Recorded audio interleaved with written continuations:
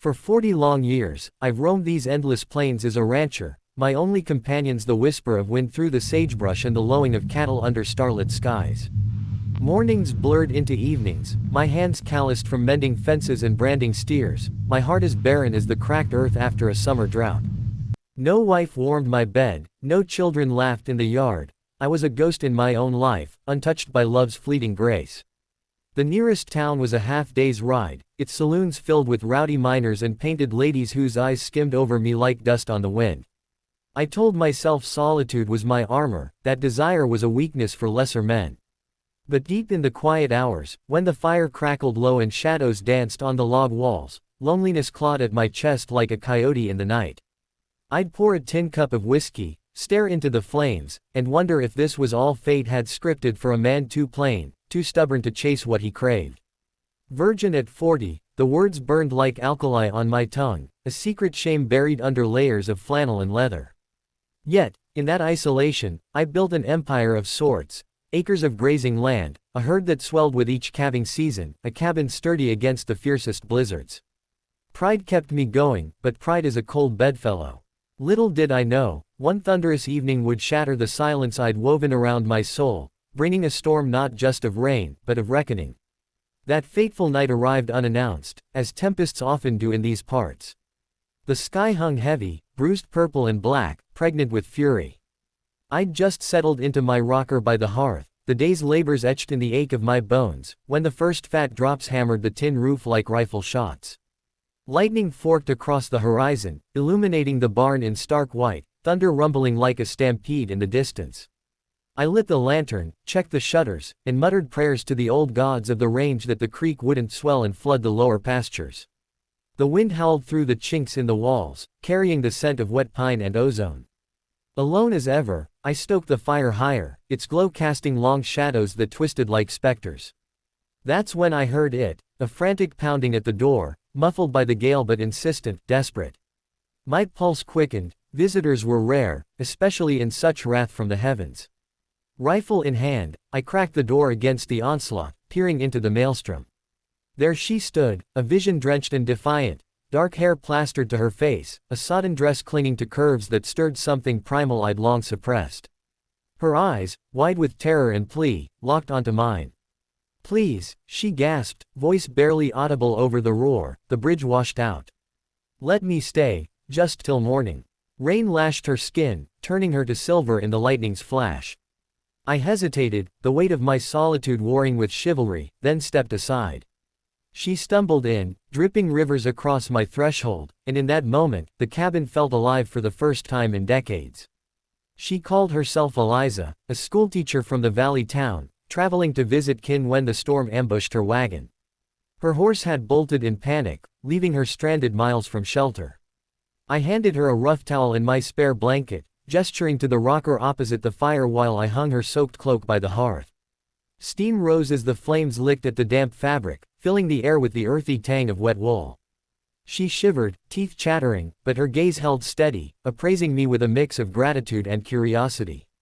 "You've saved my life, mister," she said softly, wrapping the blanket tighter.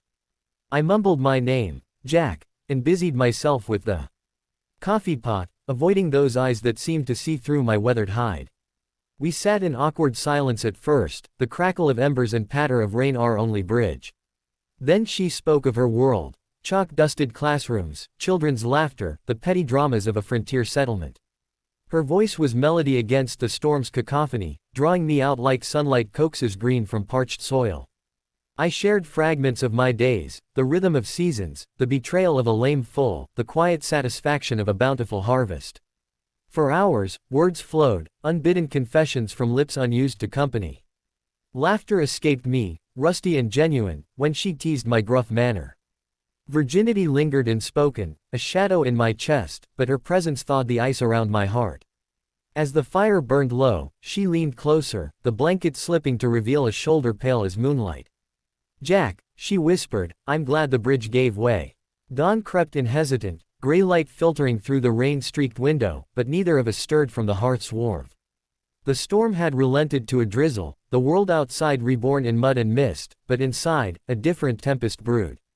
Eliza's hand brushed mine as she reached for the coffee tin, sending sparks up my arm fiercer than any lightning. I froze, pulse thundering, every nerve alive in a body starved of touch. She didn't pull away, instead, her fingers lingered, tracing the scars from barbed wire and branding irons. "You've lived alone too long," she murmured, her breath warm against my ear. Shame and longing warred within me, 40 years untouched, a man forged in isolation, now crumbling under her gaze. I confessed it then, halting words tumbling out like rocks from a landslide. The untouched nights, the dreams I'd buried, the fear that I was too broken for tenderness. Tears stung my eyes, but she cupped my face, thumbs wiping them away with a gentleness that undid me. "Oh, Jack," she breathed, "that's no curse, it's a gift waiting to be unwrapped." Her lips met mine then, soft and insistent, tasting of rain and promise. The kiss deepened, hands exploring with a hunger that scared and thrilled me. Clothes fell away like autumn leaves, revealing skin to firelight's intimate glow. She guided me, patient and fervent, teaching rhythms I'd only imagined in fevered solitude. That morning, on the bearskin rug before the dying embers, I shed my virginity like an old skin, emerging raw and renewed in her arms. Ecstasy crashed over me, waves of release after a lifetime damned, her whispers anchoring me through the storm within. Days blurred into a haze of rediscovery after that first dawn. Eliza stayed, claiming the creek's flood made the trail impassable, but we both knew it was more, a magnetic pull neither could deny. I taught her the ranch's secrets, how to read the clouds for coming rain, the art of gentling a wild mustang, the quiet thrill of dawn patrol under vast skies. She mended my world in turn, her laughter echoing through the barn, her touch turning chores into caresses. Meals by candlelight became rituals of shared stories, her head on my shoulder as stars wheeled overhead. Lovemaking wove through our hours, tentative at first, then bold, lazy afternoons in the hayloft, urgent nights when thunder echoed our passion. My body, once a vessel of labor, awakened to pleasure's symphony, her sighs were my gospel, her curves my sacred map. Yet doubts gnawed at the edges, she was youth and fire, I the weathered oak. What place had a spinster teacher in a rancher's hardscrabble life? Whispers from town reached us via passing drifters, scandalous tongues wagging about the recluse and the stray. But in her eyes, I saw no regret, only a fierce claim. One evening, as sunset bled crimson across the mesa, she pressed a locket into my palm, a miniature portrait of us, captured in a rare moment of joy. "This is home now, Jack," she vowed, sealing it with a kiss. Virgin no more, I dared to dream of tomorrows laced with her light, the loneliness banished like mist before the sun. But paradise on the prairie has thorns, as any old-timer knows. Word spread like wildfire through the valley. The lone rancher, long mocked as the eternal bachelor, now entangled with the prim schoolmarm. Jealous eyes turned our way, townsfolk who'd spurned my overtures years past, now clucking tongues over improper unions. The preacher cornered me at the general store, Bible thumping like a judge's gavel, decrying sin and urging a hasty wedding to salvage her reputation. Eliza laughed it off, her spirit unbowed, but I saw the strain in her smiles, the way her hand trembled when letters from her family arrived, stiff with disapproval. My past haunted us too. In quiet moments, I'd flinch from mirrors, seeing not the lover she'd awakened, but the awkward boy who'd never danced at a hoedown. One night, after a row with a nosy neighbor who'd ridden up uninvited, she wept in my arms. "They see me as ruined, Jack, tarnished goods because I chose you." Rage boiled in me, hot as branding iron, but she soothed it with kisses, reminding me love defies small minds. We fortified our haven, stronger locks on the gate, a garden she'd planted bursting with wildflowers, symbols of resilience. Intimacy deepened, vulnerabilities shared like secrets in the dark, her own heart scarred by a faithless beau back east, my boyhood stutter that still tripped my tongue in crowds. Through it all, her begging to stay that stormy night echoed as prophecy. She'd claimed not just shelter, but my soul. In her embrace, I found not just a woman, but redemption from 40 years' exile. Seasons turned like pages in a well-worn almanac, marking time with blizzards that buried us in white isolation and springs that greened the world anew. Eliza's belly swelled by summer's end, a secret miracle announced with tears and joy under the cottonwoods. Fatherhood loomed, terrifying and wondrous, a legacy beyond steers and fence posts. I fretted over cribs and booties, my rough hands ill-suited to such delicacies, but she guided me with that unerring grace. The town thawed grudgingly, her swollen form quelled the worst gossips, and invitations trickled in like hesitant rain. At the harvest dance, I held her close on the sawdust floor, our babe kicking in rhythm to the fiddler's tune, whispers of congratulations replacing sneers. Birth came fierce under autumn's harvest moon, the midwife's wagon mired in mud but arriving just in time.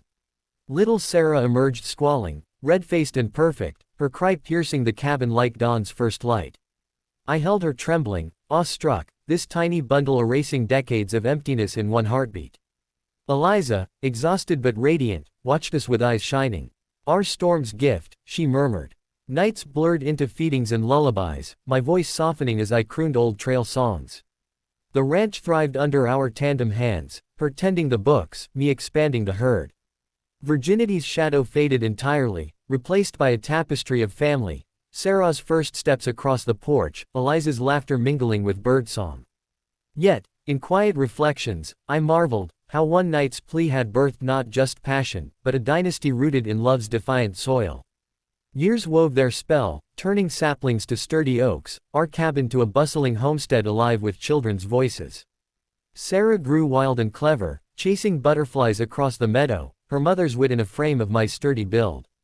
Twins followed, tow-headed boys, rowdy as colts, testing fences both literal and figurative. Eliza blossomed into the heart of our realm, her schoolroom lessons spilling into home with maps and primers, igniting young minds. I, once solitary specter, became patriarch, storyteller by firelight, writing partner on dusty trails, disciplinarian with a velvet glove. Lovemaking evolved, less frantic fire now a steady hearth glow, bodies familiar as well-trodden paths yet sparking anew with each touch. Challenges came, as they do, droughts that thinned the herd, fevers that kept us vigil-bound, a rustler scare that had me sleeping with shotgun close. Through each, Eliza was anchor, her hand in mine a talisman against despair. Town embraced us fully, the preacher who once thundered now blessed our pew, and at gatherings, folks sought my counsel on matters from crop rotation to marital spats. 40 years virgin seemed a fable from another life, dissolved in the alchemy of her love. One eve, as stars pricked the velvet sky, she nestled against me on the porch swing. Remember that night, she teased, fingers laced with mine. I'd beg to stay every storm henceforth.